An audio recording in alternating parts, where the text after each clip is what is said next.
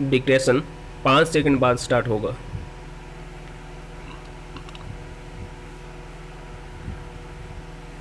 Yes, ready, start. Civil मामलों में विवाद उत्पन्न होने के बाद निर्णय होने तक के प्रक्रम को जानना आवश्यक होता है। यदि हम इस प्रक्रम को जानते हैं तो निर्णय पारित करना बहुत आसान हो जाता है।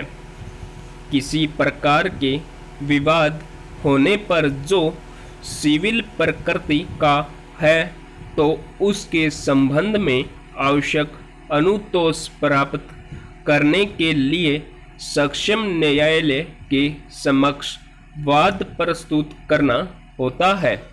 सिविल संहिता की धारा 15 से 20 तक के उन न्यायालयों का वर्णन किया गया है जहां पर वाद सही से स्थित किया जाता है। यह तथ्य भी बहुत महत्वपूर्ण है कि वाद क्षेत्राधिकार वाले न्यायालय में ही दाखिल किए जाएं। सक्षम न्यायालय के चयन के वादी द्वारा न्यायालय में वाद पत्र प्रस्तुत किया जाता है। वादी की तरफ से वाद पत्र प्रस्तुत किए जाने के उपरांत प्रतिवादी को नोटिस जारी किया जाता है जिस पर प्रतिवादी न्यायालय में उपस्थित हो करके अपना जवाब प्रस्तुत करता है जो प्रतिवाद पत्र कहा जाता है। न्यायालय में प्रतिवाद पत्र प्रस्तुत होने के बाद उभय पक्षों के अभिवचनों के आधार पर विवादक तैयार किए जाते हैं। विवादक पक्षकारों के मध्य मूल विवाद का विषय होता है जिस पर न्यायालय द्वारा निर्णय दिया जाना होता है। विवादक के रचना के बाद क्रमशः वादी व प्रतिवादी द्वारा अपने अपने मौखिक व दस्तावेजी साक्ष्य प्रस्तुत किए जाते हैं। सिविल मामलों में निर्णय के संबंध में सिविल प्रक्रिया संहिता के निम्न प्रावधानों की जानकारी होना आवश्यक है।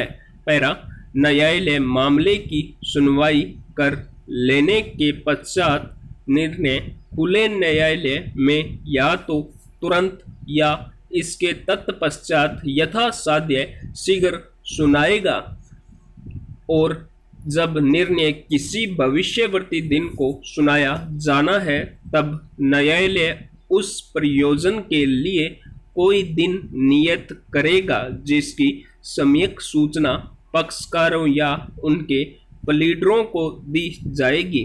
परंतु जहां निर्णय तुरंत नहीं सुनाया जाता वहां न्यायालय निर्णय उस तारीख से जिसको मामले की सुनवाई समाप्त हुई थी 30 दिन के भीतर सुनाने का पूरा प्रयास करेगा।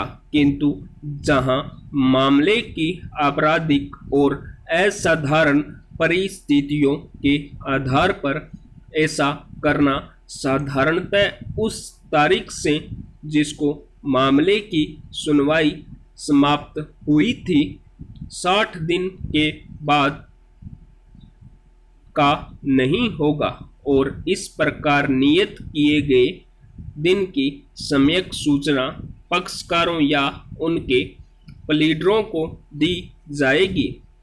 जहां लिखित निर्णय सुनाया जाना है वहां यदि प्रत्येक विवादक पर न्यायालय के निष्कर्षों को और मामलों में पारित अंतिम आदेश को पढ़ दिया जाता है तो पर्याप्त होगा और न्यायालय के लिए यह आवश्यक नहीं होगा कि वह संपूर्ण निर्णय को पढ़कर सुनाए। निर्णय खुले न्यायालय में आशुलिपिक को बोलकर लिखाते हुए केवल तभी सुनाया जा सकेगा जब न्यायाधीश उच्च न्यायालय द्वारा इस निमित्त विशेष रूप से सशक्त किया गया है। परंतु जहां निर्णय खुले न्यायालय में बोलकर लिखाते हुए सुनाया जाता है, वहां यह इस प्रकार सुनाए गए निर्णय की अनुलिपि उसमें ऐसी शुद्धियां करने के पश्चात आवश्यक हो न्यायाधीश द्वारा हस्ताक्षरित की जाएगी। उस पर वह तारीख लिखी जाएगी जिसको निर्णय सुनाया गया था और वह अभिलेख भाग होगी। स्टॉप।